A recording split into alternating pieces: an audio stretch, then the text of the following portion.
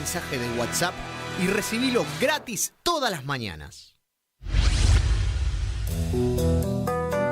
La lupa mágica de la palabra, donde se nos asoman los de las teclas y nos proporcionan un pedazo ya.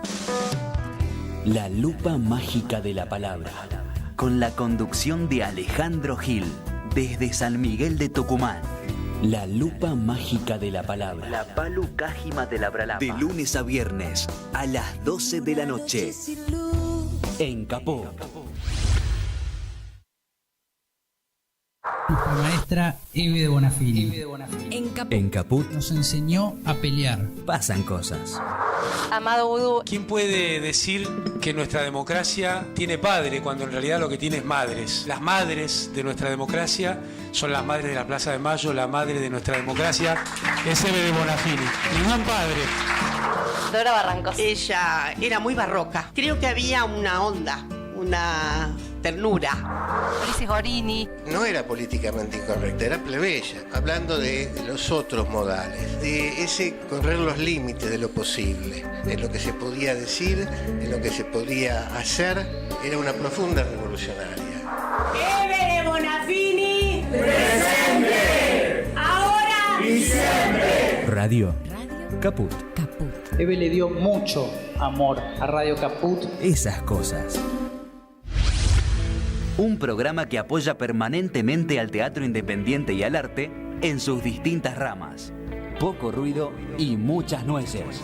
Patricia Rosas entrevistando a referentes del teatro independiente, más las columnas de distintas áreas de la cultura. Poco ruido y muchas nueces. Los sábados a las 17 horas. En Caput. Radiocaput.com. Estás conectado. Estás en Caput.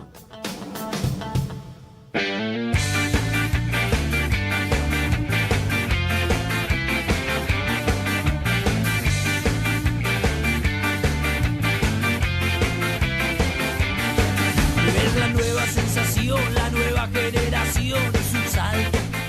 Buenas noches, La Caja de Pandora, quinta temporada. Conducen Sara Chao, Marcelo Goro y Martín Farfán en la operación técnica. Y ahora le voy a pasar la presentación a mi compañera. Muy buenas noches. Hola Marcelo, ¿cómo están todos? Nuestra primera invitada de hoy es Anita Fernández, hija de Ana María Careaga, sobreviviente de la dictadura, nieta de Esther Balestrino de Careaga, detenida, desaparecida. Viene en este día tan importante, post Día de la Memoria, para contarnos su historia. Hola Anita, ¿cómo estás? Hola, ¿cómo estás? Cambiando de programa, bueno, saltando de programa en programa. De Pandora, Sí, sí, escuchamos. Nos quedamos. Un placer estar acá con ustedes. Muy buenas noches. Muy buenas noches. Bueno, queremos un poco, así que nos cuentes un poquito la historia familiar, historia dolorosa. Y bueno, acá estamos para escucharte. Bueno, vamos a hacer un resumen de esta historia que, como dice Marcelo, es muy dolorosa, pero también deja muchas cosas y particularmente a mí me da mucho orgullo. Y voy a empezar por mi abuela. Me da mucho orgullo porque mi abuela fue una mujer de avanzada. Ella nació en Uruguay, creció en Paraguay y se recibió, después de ser maestra, estudió en la universidad y se recibió de doctora en farmacia y bioquímica. Y bueno, eso no era normal y habitual para las mujeres en aquella época. Se exilió de Paraguay, el país donde creció, su adolescencia, su juventud la hizo en Paraguay y ahí empezó a militar también. De hecho, creó la rama femenina del Partido Febrerista, que es donde ella se veía identificada en Paraguay. Se exilia a la Argentina porque en Paraguay viene una dictadura, ¿no? La dictadura de Morínigo. Entonces eso también da el contexto de las distintas dictaduras que hubo en la época. Acá en Argentina conoce a mi abuelo y se casan y tienen 3 hijas. La menor de esas hijas es Ana María, es mi mamá. Y mi mamá fue secuestrada cuando tenía 16 años y estaba embarazada de mí, de un lugar muy céntrico de la ciudad de Buenos Aires.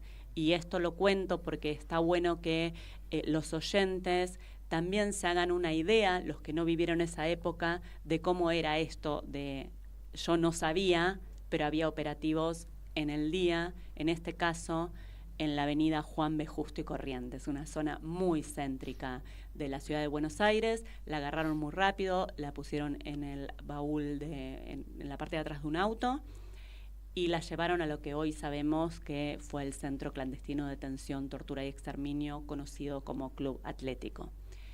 En ese lugar la despojaron de todo, su ropa, su nombre, pasó a tener una letra y un número, y fue brutalmente torturada. Como dije, tenía 16 años, estaba embarazada de menos de 3 meses, todavía no se le notaba. En un principio ella no dijo que estaba embarazada para que no usen eso en la tortura. La torturaron muchísimo. Y pasó ahí alrededor de 4 meses, cumplió 17 años en el campo de concentración y recuperó su libertad ya con un embarazo avanzado, ¿no? En las que elegimos ser madres, sabemos todos los cuidados que nos dicen que tenemos que tener en el embarazo, incluso que uno no se angustie porque le transmite la angustia al bebé. Mi mamá pasó todo su embarazo sin ningún control médico, con tortura física, y también la tortura que era oír permanentemente el ruido, los gritos de tortura de sus compañeras y compañeros, ¿no? Además del hambre, la higiene y todo lo que nos podemos imaginar. Estuvo siempre con los ojos tapados y con cadenas en los pies. Mientras tanto, mi abuela salió a buscarla. El papá de mi primo Carlitos estaba desaparecido. Mi primo era un bebé, no llegó a conocer a su papá porque desapareció antes de que él nazca. Mi abuela ya había acompañado a la mamá de Panchito, le decían, todavía está desaparecido, a hacer reclamos, y cuando desaparece su hija más chica, embarazada, bueno, esta búsqueda se incrementa, empieza desesperadamente a buscar por todos lados. Entre otras cosas le escribe a Bergoglio, que después fue el Papa Francisco y con el que tenía una relación, eran amigos. Empieza a escribirle, a tocar todas las puertas posibles y no sabía nada. Y así, en ese recorrido que hacía ella y que hacían todas las madres, se fue encontrando con otras mujeres que hacían lo mismo y se dieron cuenta que la forma era unificando, ¿no? Esas luchas, esos pedidos, empezaron a juntar y formaron lo que hoy conocemos como Madres de Plaza de Mayo. Cuando mi mamá aparece, que fue difícil también ubicarla, porque mis abuelos no estaban en la casa, pero bueno, lograron encontrarse, lograron abrazarse. Mi abuela la llevó a Brasil. En Brasil pedimos asilo político. El primer país que dio asilo fue Suecia. Ahí nací yo. Y mi abuela, en lugar de exiliarse con nosotros, vino a la Argentina. Las madres le dijeron, ¿qué haces acá si vos ya recuperaste a tu hija? Y ella dijo, yo voy a seguir hasta que aparezcan todos. Lo que da muestra de la lucha colectiva y también de la ética y dignidad que tenía mi abuela. Yo nací contra todos los pronósticos, estuve en incubador y demás, pero relativamente sana, es lo que hay. El 11 de diciembre de 1977. En el campamento de refugiados les habían dado 2 llamadas, las comunicaciones no eran como ahora. Ellos habían usado una para avisar que habían llegado bien y la segunda la guardaron para cuando yo naciera. Y cuando llamaron para avisar que yo había nacido, se enteraron que 3 días antes, el 8 de diciembre, habían secuestrado a mi abuela.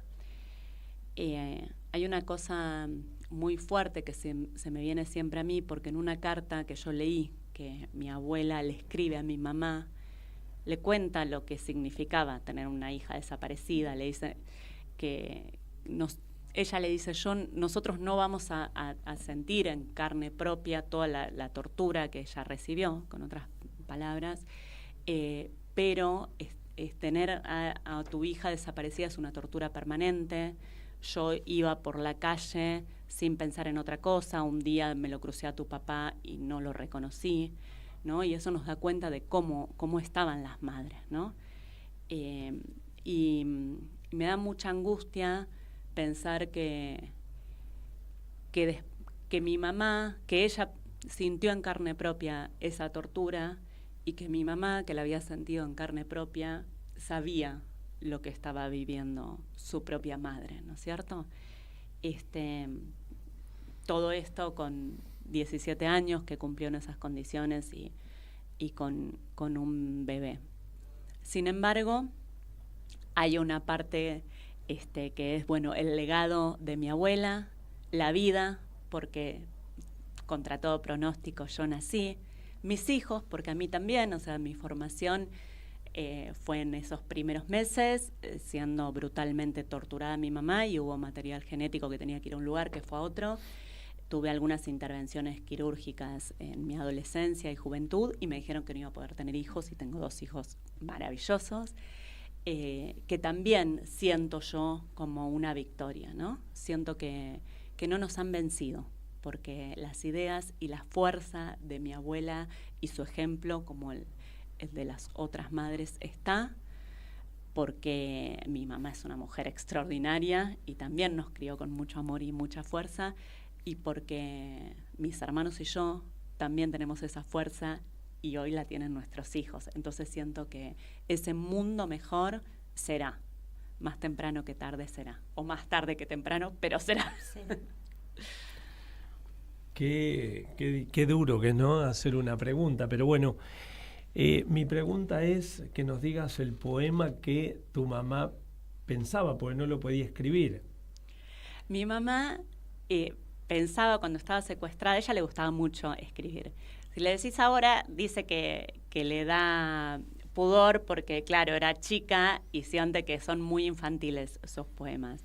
Pero la verdad que no, a mí me encantan. Los escribió cuando salió, porque ahí no podía escribir. ¿Pero cuántos años tenía en ese momento? Ella tenía 16 años niña, y cumplió 17 años sus ahí. Poemas. Claro, pero le escribía poemas a mi papá, Claro. de amor y de esperanza de verlos y de encontrarse. Y cuando salió y yo nací, me escribió un poema a mí, que lo tengo en un cuadrito en mi casa, que hay una parte, no me sé el poema entero, me decías lo traía, pero hay una parte que dice, el poema es pequeña, y dice que crecía en su vientre y demás, muy bonito. Pero hay una parte que dice, mi sangre fue tu vida fue mi fuerza. Y ella lo dice porque los médicos no podían, cuando la revisaron, no podían creer que yo estuviese viva, y decían que había sobrevivido porque le había chupado toda su sangre. Ella estaba muy anémica, además de muy lastimada, y a su vez ella dice que mi sangre fue su vida porque el único momento en que lloró en el campo de concentración fue cuando sintió que yo me movía, porque pensó que lo había perdido, el bebé, y cuando sintió que me movía, pensó que a pesar de todo lo que habían hecho, había un lugar de su cuerpo al que no habían llegado y que no estaba sola. Entonces eso también le dio fuerza para soportar lo que vino. Pura poesía. Después se las voy a pasar así completa. Hermoso, Anita. La forma en que lo contás, obviamente que es un relato que a uno lo impacta, ¿sí?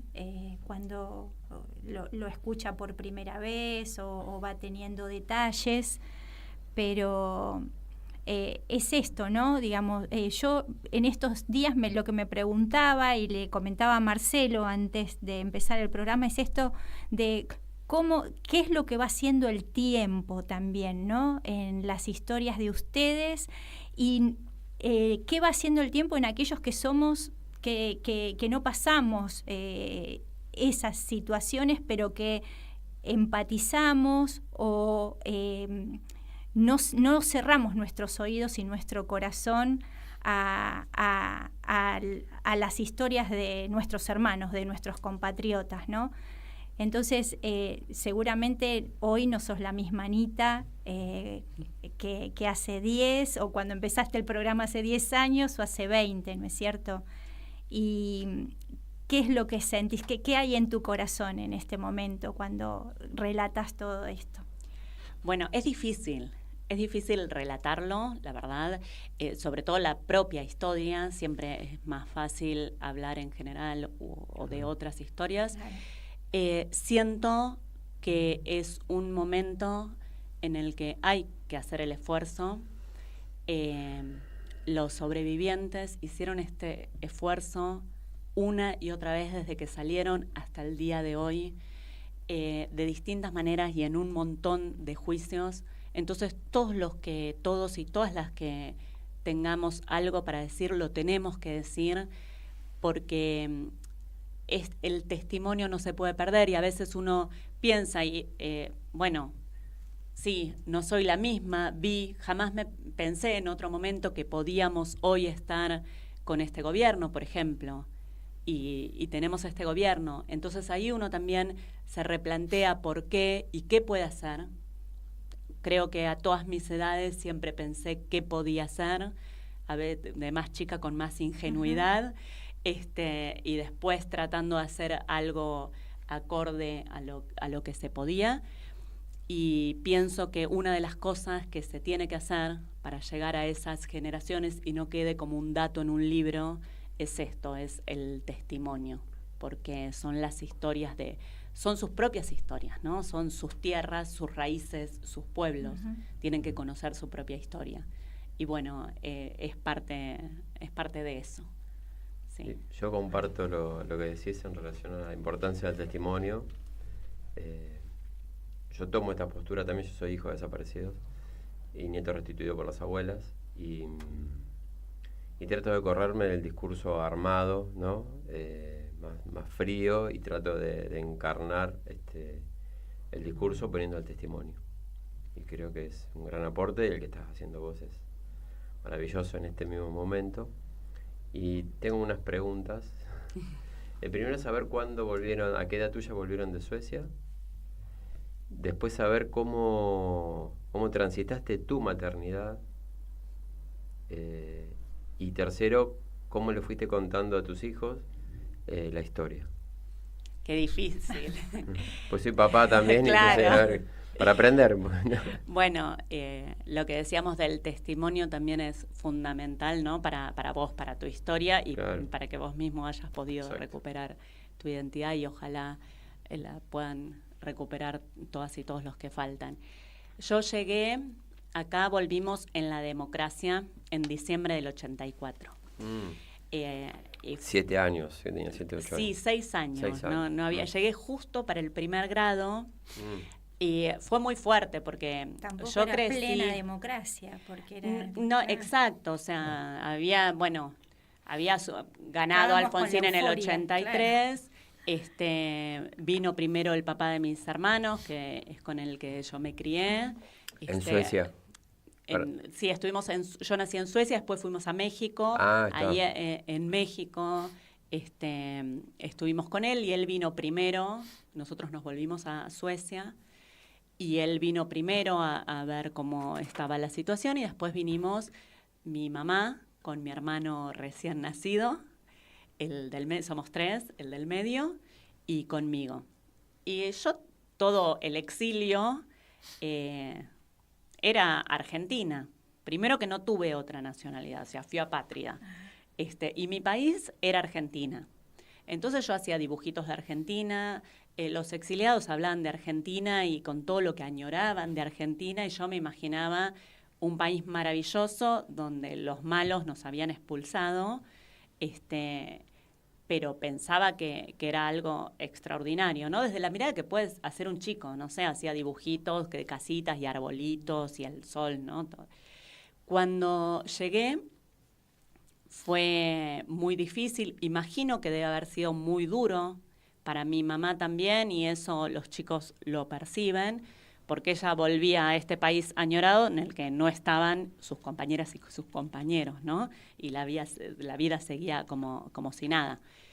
Y yo llegué el domingo y el lunes empecé las clases, una escuela pública muy grande de Constitución, todos con guardapolvo blancos. ¿Del barrio de Constitución? Del barrio de Constitución, ¿Qué colegio? Eustaquio Cárdenas. En esa época, espero que ahora no sea así, nos hacían hacer la fila y nos decían, firmes, descansen, y teníamos que tomar distancia. Estaba la teoría de los 2 demonios. La profesora, por suerte, no todas, tuve profesores, maestros amorosos, pero hubo quienes decían que por algo había sido, y por algo había sido lo que le pasó a mi mamá, no tener a mi abuela, ¿no? O sea, por algo había sido. Después, tenía muchas pesadillas, mucho miedo que se roben a mi hermanito. Entonces, cuando nos íbamos a dormir y mis papás se iban a dormir, yo lo sacaba de la cuna y lo ponía en la cama contra la pared. Mi cama estaba contra la pared y ponía en la cuna un muñeco para que se confundan, la ingenuidad, ¿no? Y que se lleven al muñeco. Tuve como muchas pesadillas, a las que también le encontraba la vuelta, pero bueno, no fue fácil, claro. No fue fácil. No recuerdo cómo se lo conté a mis hijos, porque es lo mismo, a veces me preguntan, ¿cómo te lo contó tu mamá? Es como que uno va sabiendo, trata de protegerlos, pero a la vez está la historia y cuando preguntan, responde. En mi caso me acuerdo de hechos concretos, pero bueno, con los chicos creo que preguntan por su abuela, por su abuelo, cuando nacieron, cómo fue. Mi mamá tiene marcas en el cuerpo también, y así como pregunté yo, preguntan también ellos. Pero el embarazo sí fue un flash. Primero porque, me habían dicho que no podía, y cuando pude, yo estaba toda mi libido en ese embarazo, me sentía feliz, hermosa, todo era perfecto, tuve un embarazo, me sentí súper bien todo el embarazo, pero me agarraba como una cosa muy rara de todo esto que yo estoy viviendo, cómo lo vivió mi mamá. Vale. Y, no me salen palabras, pero lo pensé mucho, incluso en cómo poner en palabras esto que me pasó, todo lo que se me vino con mi embarazo a raíz de la historia de mi mamá. Bueno, vamos a la última pregunta, así ya te liberamos, es ¿cómo fue el encuentro con Francisco? Así lo ponemos más arriba. Claro. Bueno, yo les adelanté que Francisco y mi abuela eran amigos. Ella, que era doctora en farmacia y bioquímica, tenía su línea de cosméticos, tuvo su farmacia, y fue la jefa en un laboratorio en el que Bergoglio, antes de... Está en la película eso. Está, sí, exacto. Sí, está en las películas, hay un par de películas. Y él, antes de ser seminarista, hace sus talleres en este laboratorio. Y bueno, una vez ahí se hacen amigos, pese a tener ideas distintas. Mi abuela tenía ideas marxistas, no era creyente, pero tienen un vínculo muy fuerte de amistad lo que es valioso, ¿no? Esas redes que nos quieren romper ahora, ¿no? Que quieren que, nos peleemos por todo y todo sea individual y sálvese quien pueda. Acá fue todo lo contrario. De hecho, en dictadura, él le guarda los libros a mi abuela lo llama para que él le guarde los libros. Esto me lo contó cuando me encontré en agosto del 2024, me recibió en su casa de Santa Marta, ahí en el Vaticano, y me dijo, para mí fue muy lindo, porque yo fui recuperando, preguntándole a las madres, abuelas, a todo el que podía sobre mi abuela. Pero claro, la conocieron a mi abuela buscando a su hija, en lo que conversamos antes, ¿no? O sea, toda esa ausencia, esa angustia de la dictadura. En cambio, él la conoce de antes y me hablaba de una mujer muy alegre, con mucha fuerza y sobre todo que le enseñó el valor del trabajo y a pensar políticamente. Y eso me pareció extraordinario. Cuando yo me junté con él, justo en simultáneo, sin saberlo, hubo diputados de La Libertad Avanza que fueron a visitar a los genocidas y le pedí una opinión al respecto y fue muy claro, contundente, que eso no podía ser, que los genocidas tenían que estar en las cárceles, que lo que habían hecho tenía consecuencias y nos dio un mensaje que le pedí acá para nuestra radio Caput, donde nos dijo que no bajemos los brazos, que mantengamos las banderas. Así que bueno, eso es lo que estamos haciendo también por él. Hermoso. Y bueno, mi última pregunta. La Caja de Pandora está armando un instructivo para los revolucionarios del amor. Un poco, digamos, en esta sintonía con Francisco. Y te queremos preguntar, ¿cuál es ese tip que tenés a diario para seguir adelante, para seguir en la lucha, para seguir amando? Me encanta eso. Para mí es, ¿vieron la canción que dice tendrás amigos, tendrás amores, tendrás amigos? De Teresa Parodi, que le habla que a pesar de todo. Bueno, para mí es eso, son las relaciones. Nosotros, a diferencia del poder real, que está siempre por lo que le conviene en el momento que le conviene, tenemos relaciones sólidas, de amor genuino, de amor, de amistad, como las revoluciones, ¿no? De un amor de verdad, no un amor romántico, superficial. Y yo creo que es eso, porque eso te da alegría, la risa te salva, es como que eso hace una cadena de cosas como ese huracán que se lleva todo, son las relaciones sólidas. Cuando yo voy a las escuelas les digo a los chicos, construyan, apuesten a relaciones sólidas, no se separen por pavadas, no discutan si vos crees en esto o en esto. O sea, hagan que cuando a alguien le pasa algo, tendele la mano, ayúdalo, que el otro sabe que vos vas a estar ahí. Y después de eso viene todo. Somos muchas, somos muchos, nos reímos, la risa te saca la angustia, te da fuerza y terminamos todos marchando como el 24, ¿no? Abrazándonos.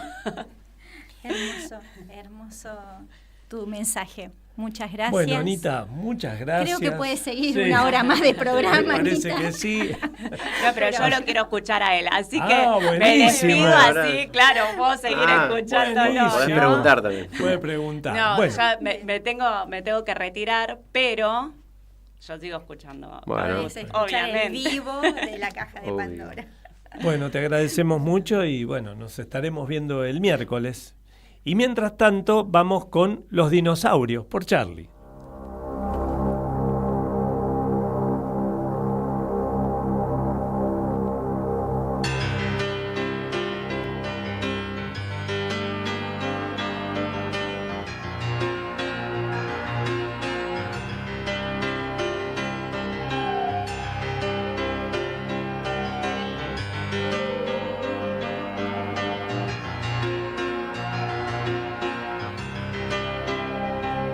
Los amigos del barrio pueden desaparecer.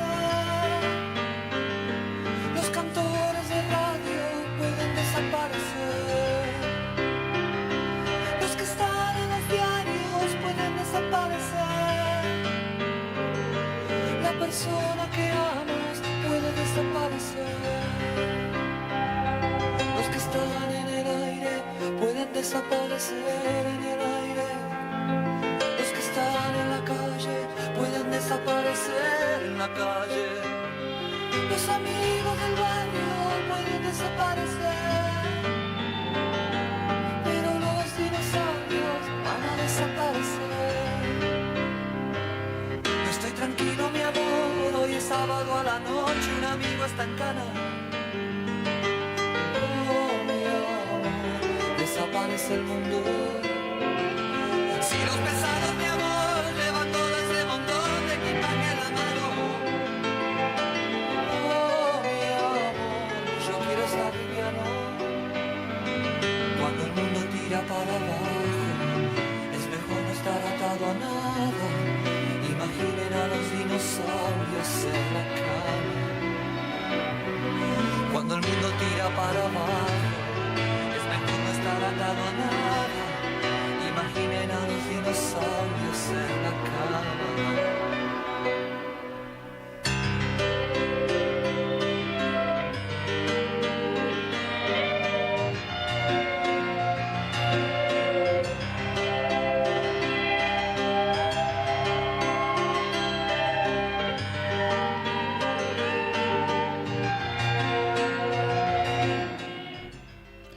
seguimos adelante en nuestro programa y ahora vamos a recibir a nuestro columnista Andrés Lablunda. Él es legislador porteño, nieto restituido, contador público, presidente de Colina Cava.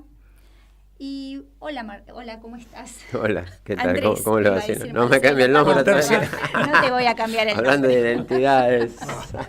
Claro. Bueno. Bueno, gracias por la invitación y por permitirme esta columna, esta radio tan prestigiosa que nos llena de orgullo y estando con compañeros y compañeras. Muy bien. Bueno, tenés el micrófono. Bueno. A mí me gustaría hacerte por ahí Dale. una pregunta de cómo Sí. es tu historia, pero también es importante que vos, como es tu columna, hables de lo que quieras hablar.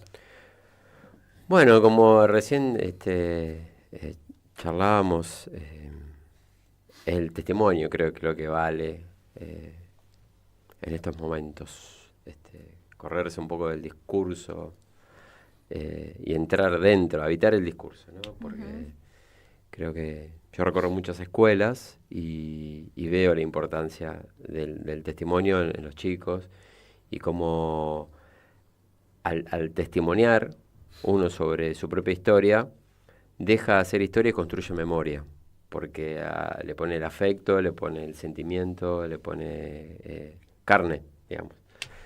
Entonces, le pone la verdad. Realidad. Y la realidad, claro.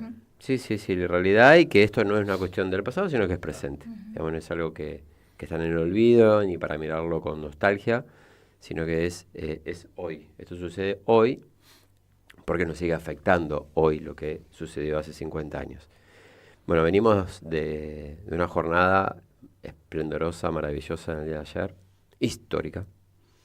Histórica porque a mi juicio consolida, vamos a decir para siempre, a la política de memoria, de verdad y justicia en la Argentina. Yo lo siento así, creo que el pueblo argentino estuvo a la altura de un embate negacionista feroz, de un discurso negacionista feroz.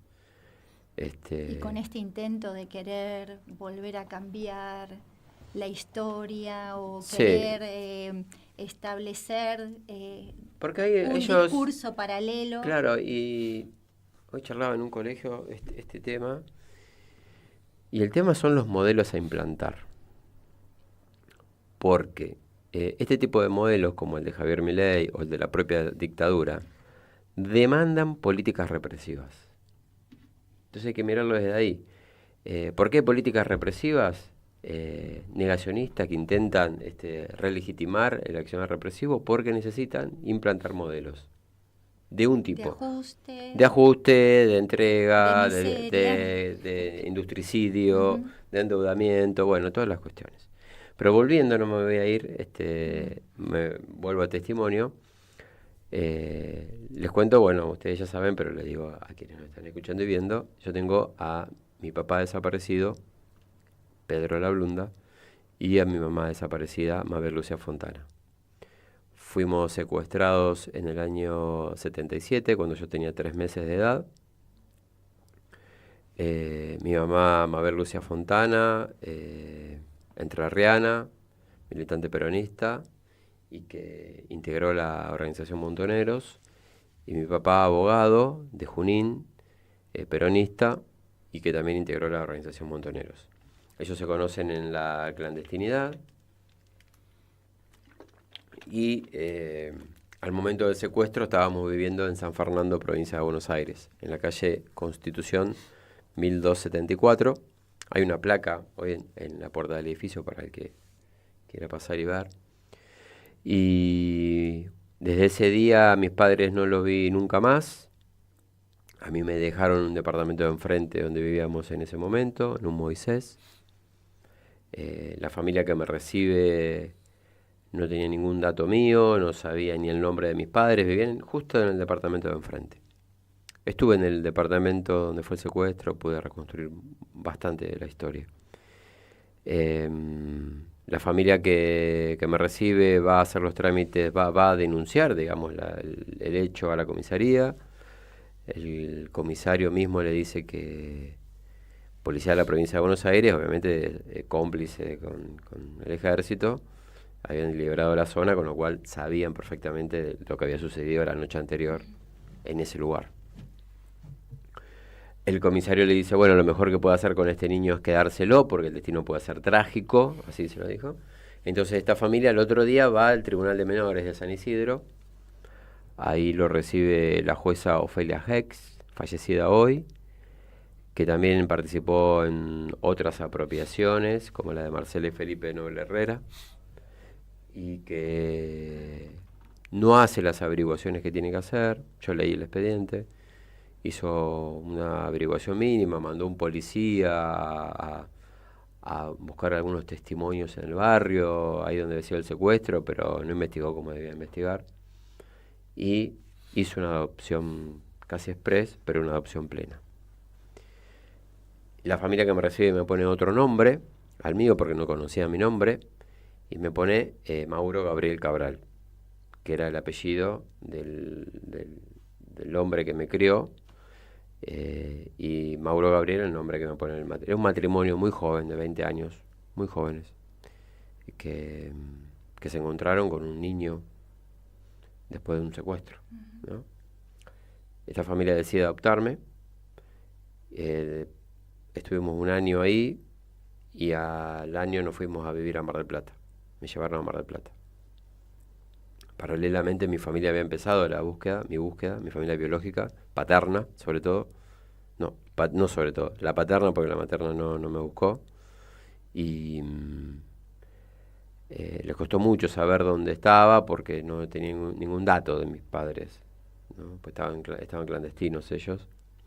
Yo nací en la maternidad Peralta Ramos, del Hospital Rivadavia, acá en la Ciudad de Buenos Aires. Parto por cesárea, obviamente era un parto controlado y con seguridad. Seguridad real sobre mis padres porque estaban siendo perseguidos.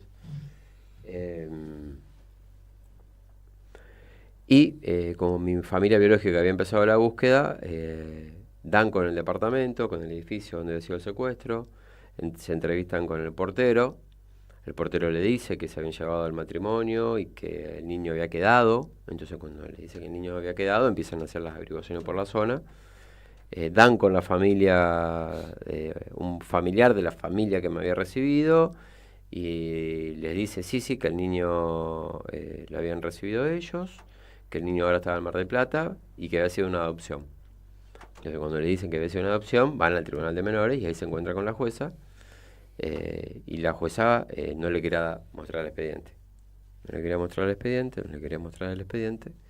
Entonces ahí cuando van a pedir colaboración a las abuelas de Plaza de Mayo, a mi familia, y ahí las abuelas intervienen, año 84, y me dan el expediente y ahí sale toda la información. Entonces dicen dónde estoy viviendo, qué pasó, etc. Van a Mar del Plata y se realiza el encuentro de las dos familias, y las dos familias de común acuerdo deciden no contarme nada por distintos motivos. Primero porque la cuestión de la identidad no era un derecho. Ahí tenías ¿cuántos años, Andrés? 7 años. 7 años, entonces es muy difícil, aparte del año 84, siempre hay que analizar en contexto para evaluar bien la situación. Año 84 era otro contexto en relación más que todo al tema del derecho a la identidad. Se daba justo en paralelo un caso muy resonante de los mellizos Rayardo Tolosa, que había sido muy mediatizado, muy traumático para los niños. Entonces, bueno, ellos ahí como que definen no contarme nada y que siga viviendo con la familia de crianza, con la promesa de que con el pasar de los años o de los meses me iban a contar la verdad, y eso no sucedió. Pasaron los años, voy a sintetizarlo esto porque si no va a ir el tiempo. Recién me entero cuando yo tenía 20 años.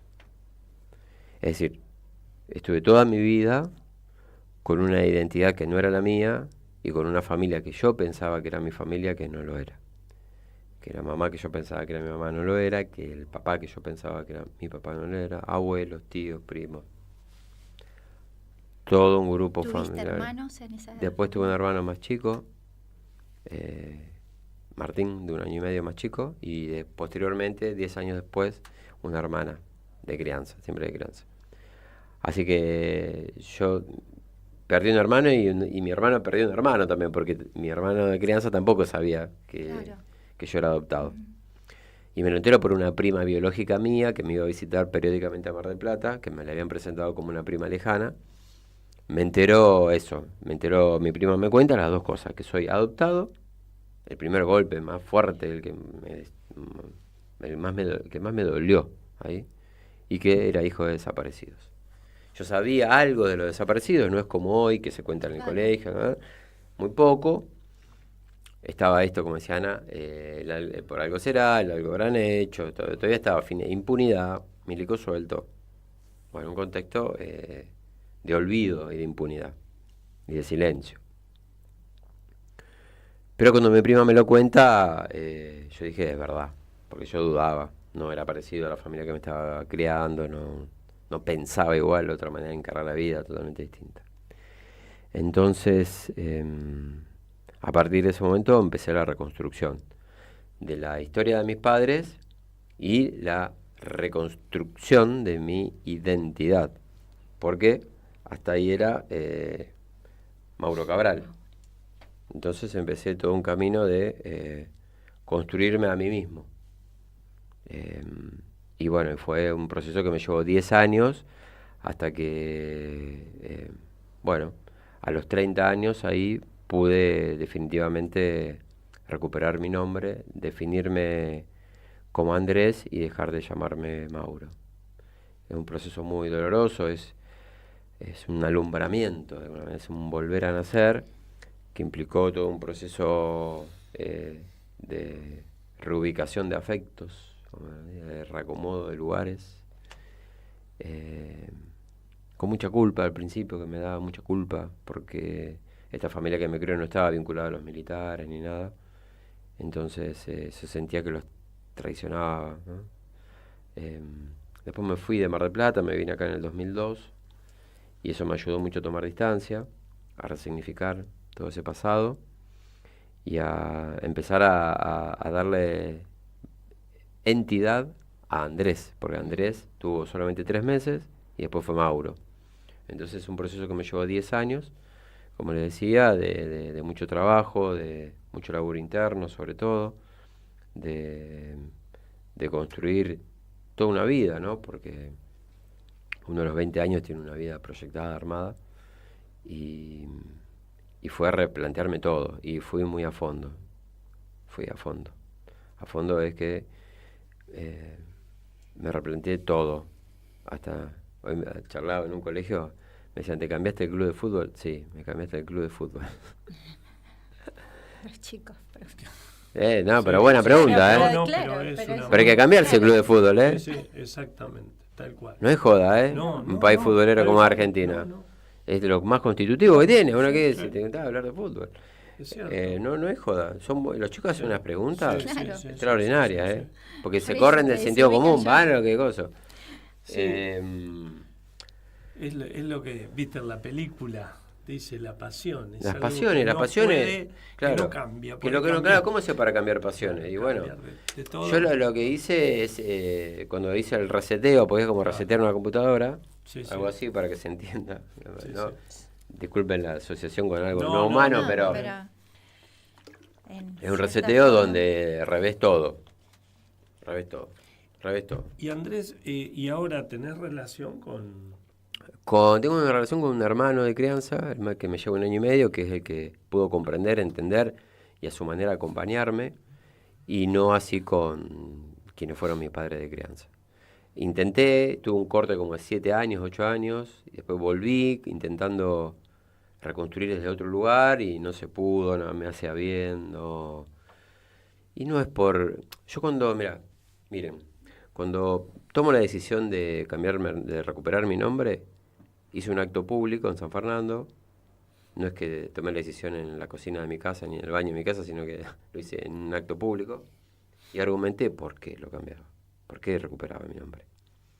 Entonces yo dije claramente que no era en contra de Mauro, que hoy habita en mí Mauro, sigue habitando. Y tampoco era en contra de la familia que me crió, de la cual no guardo ni rencor ni odio, como dijo Néstor. era a favor de mi identidad, de mi historia y del respeto al deseo de mis padres de llamarme Andrés y de ubicarme yo en un árbol genealógico que es el que me corresponde. En un momento me habían dicho, qué bueno, tenés 2 papás, 2 mamás. Apenas me enteré de mi historia. Y con el tiempo me di cuenta que eso es una locura. Uno tiene un papá y una mamá, y después tenés quienes te criaron y te dieron lo mejor de su lugar, pero a la vez te mintieron. Y después entendés que la mentira no convive con el amor. Si hay verdadero amor, no hay lugar a la mentira. Y ahí hubo mentira. Hicieron lo que pudieron, hicieron lo que pudieron. Yo los entiendo a ellos como víctima también de la dictadura, pero a los niños hay que decirle la verdad. Ahora le voy a repreguntar lo que él le preguntó a Ana. Sí, dale. Bueno. ¿Cómo haces, digamos, para transmitirlo a tus hijos? Y yo tengo una hija de 9 años y la realidad es que me cuesta mucho, por eso le preguntaba a Ana cómo hacía. Me cuesta porque yo hoy en un colegio, estaba en un colegio y me hicieron una pregunta similar y me quebré porque yo al colegio de mi hija no puedo ir a contar la historia teniéndola ella enfrente. Primero porque sé que se va a incomodar.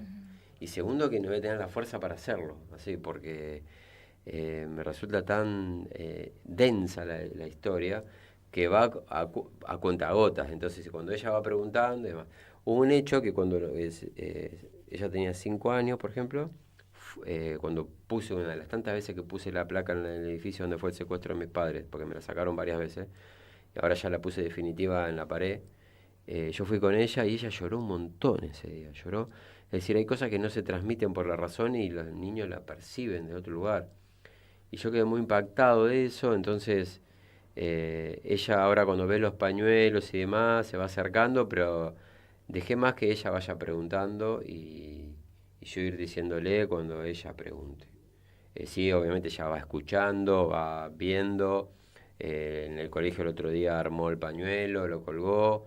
Pero si yo voy y le digo, siento como que hay rechazo. ¿Sabes qué? Siento que es tanto el dolor que hay vivo aún que ella lo percibe. Yo lo racionalizo y como un adulto se escuda y le da para adelante y va, pero ese dolor está ahí y los niños lo perciben, ¿viste? Entonces yo siento que ese dolor está, entonces tengo que buscarle la forma de ir acompañándola a ella con sus tiempos. Ella lleva el nombre de su abuela aparte. Mi mamá se llamaba Mabel Lucía y yo le puse Lucía por su abuela. Entonces, hermoso nombre de Luz. Y yo vuelvo a lo mismo que hablábamos con Anita, y necesitamos tiempo, ¿no? Me parece que hubo mucho tiempo en vos donde no supiste. Y ella ahora tiene 9 y vos a los 7 no te dijeron. Quizás hubo la oportunidad de que vos supieras antes, despacito, o de alguna otra manera, y que no pasaran 20 o 19 años para y quizás hasta hoy, si no era por mi prima que comentaba, quizás seguía hasta hoy si ella no rompía ese pacto. Y seguramente Lucía necesita lo mismo, ¿no? Ir madurando esta seguramente, idea. Buen análisis. Y bueno, acompañar me parece que es lo que van a ir necesitando los dos, ¿no? En ese vínculo. Así es. Papá y niña. Y niña. Muy bien. Qué difícil de seguir, ¿no? Entrevistando y conociendo estas historias dolorosísimas, ¿no? Tanto la de Ana como la tuya. Sí, lleva... A mí el dolor más grande fue primero no saber quién era y después la ausencia, ¿no? de mis padres. Y no poder hacer el duelo porque yo no sé dónde están mis padres. Y me duele cuando mi hija no tiene sus abuelos a donde llevarle una flor. Entonces ahí me pega, por eso cuando hablamos de mi hija me pega doble, porque, la pucha. El otro día cuando escuchaba a una hija de desaparecidos, que dejaba de ser hija de desaparecidos para ser hija de asesinados por los cuerpos que encontraron en Córdoba, digo, bueno, a mí me gustaría eso, dejar de ser un hijo desaparecido para ser un hijo asesinado durante la dictadura y poder cerrar, entender, hacer un duelo, hacer el duelo de esa etapa. Y ahí sí nos vamos a reconciliar cuando aparezcan todos los nietos, cuando sepamos el destino de todos los desaparecidos y cuando se cierre el proceso de investigación y sean condenados todos los militares. Es así. Si no, no hay olvido, no hay olvido ni perdón. Es así, eso es así. Bueno, se nos fue el programa, te agradecemos mucho. No, gracias por la columna, fue muy autorreferencial la columna. No, pero está muy bien. Justamente es el momento. Especial, y bueno, y está muy bien esto que venimos viendo en todo este mes, ¿no? Donde hay tantos pibes que nos dan esperanza, hubo tanto arte, sí, hubo tanto... Y yo le digo, los chicos, yo recorro mucho las escuelas, privadas y públicas, y es impresionante el nivel de conciencia que hay. Sí. La verdad que sí, eso fue... Y lo vimos en la calle y lo vamos a seguir viendo, y el protagonismo que va a tener esta generación que viene, que tiene hoy entre 15, 12 y 18 años, es impresionante. Bueno, le pedimos un poquito de disculpa a Gonzalo, que nos debe estar esperando detrás del vidrio. Y bueno, Sara va a leer un fragmento y ya nos vamos hasta el próximo miércoles en la Caja de Pandora. Vamos. Les voy a leer una poesía de José Martí. Yo soy un hombre sincero, de donde crece la palma, y antes de morir me quiero echar mis versos del alma. Yo vengo de todas partes y hacia todas partes voy. Arte soy entre las artes, en los montes, monte soy. Yo sé los nombres extraños de las yerbas y las flores, y de mortales engaños y de sublimes dolores. Yo he visto en la noche oscura llover sobre mi cabeza los rayos de lumbre pura de la divina belleza. Alas nacer vi en los hombros de las mujeres hermosas y salir de los escombros volando las mariposas. He visto vivir a un hombre con el puñal al costado, sin decir jamás el nombre de aquella que lo ha matado. Rápida como un reflejo, 2 veces vi el alma, 2, cuando murió el pobre viejo, cuando ella me dijo adiós. Temblé una vez en la reja, a la entrada de la viña, cuando la bárbara abeja picó en la frente a mi niña. Gocé una vez de tal suerte, que gocé cual nunca, cuando la sentencia de mi muerte leyó el alcalde llorando. Oigo un suspiro a través de las tierras y la mar, y no es un suspiro, es que mi hijo va a despertar. Si dicen que del joyero tomé la joya mejor, tomo a un amigo sincero y pongo a un lado el amor. Yo he visto el águila herida volar al azul sereno y morir en su guarida la víbora del veneno. Yo sé bien que cuando el mundo cede lívido el descanso, sobre el silencio profundo murmura el arroyo manso. Yo he puesto la mano osada, de horror y júbilo yerta, sobre la estrella apagada que cayó frente a mi puerta. Guajira Guantanamera, Guantanamera, Guajira Guantanamera.